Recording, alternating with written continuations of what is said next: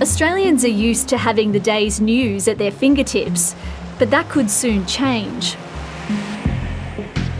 These companies have got enormous market power. I think it's only fair they pay for it. This is absurd legislation that is dangerous to the essence of the internet and the web. I think this is unprecedented in its idiocy. A power struggle is unfolding between the Australian government and some of the biggest tech companies on the globe. They're arguing over whether Google and Facebook should pay for news content that appears on their platforms. So we have this unique situation where sovereign countries are having to confront companies that in many ways are more powerful than they are. As audiences moved online, traditional media companies, including newspapers and television stations, have lost significant advertising revenue.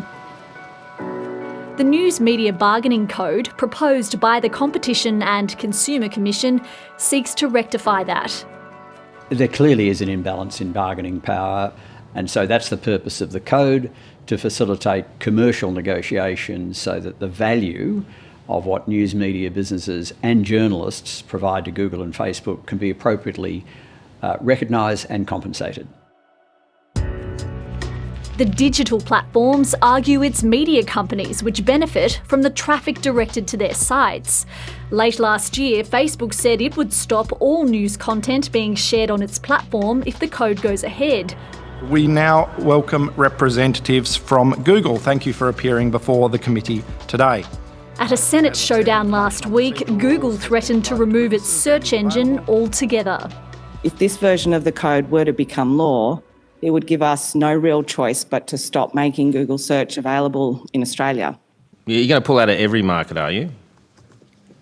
Or is this about stopping the precedents? It is untenable risk for our Australian operations.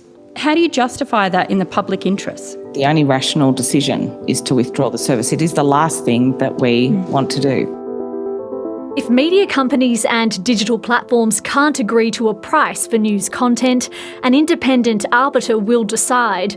The tech giants say the proposed code is one-sided and leaves them open to unreasonable demands for compensation. Both Facebook and Google say they're willing to pay for news, but only through their own licensing programs.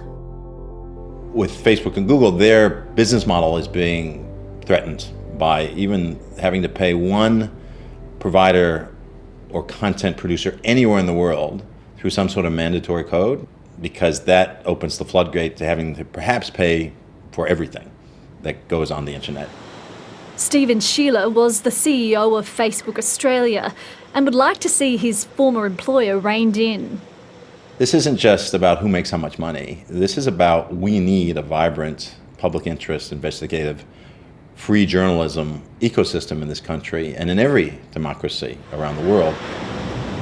The ACCC says it expects lump sum payments to be made by tech companies for access to news instead of pays per click. News Corp, 9, 7, ABC and SBS could all be eligible for payments, but critics of the code fear it could endanger a free and open internet. This legislation is pure protectionism out of the brain of Rupert Murdoch to try to create a tax on his competitors. What's happening right now is the big old institutions are trying to throw fire on the flames and try to preserve what they used to do. In the media view of the world, there's a circle called media, and inside is print and broadcast and internet. Wrong. Journalism professor and Google defender Jeff Jarvis says the threats from big tech shouldn't be underestimated. If the Australian government pushes ahead with this, I think that they could well lose the internet to Australia. And then I think the political pressure from the populace suddenly not able to get to their Google or their Facebook will cause considerable strain on them politically. Other countries, such as Spain and France, have attempted similar regulation to varying degrees of success. While some observers believe the tech giants' assertive response in Australia could just be a negotiating tactic, neither side is blinking so far. Google and Facebook are being asked to do something they really don't want to do, which is pay for something they now get for free. It's totally up to Google and Facebook whether they follow up on those threats.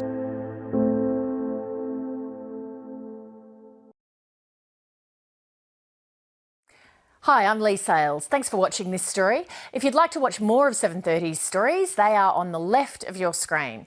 And tap on the button below to subscribe and get the latest from ABC News.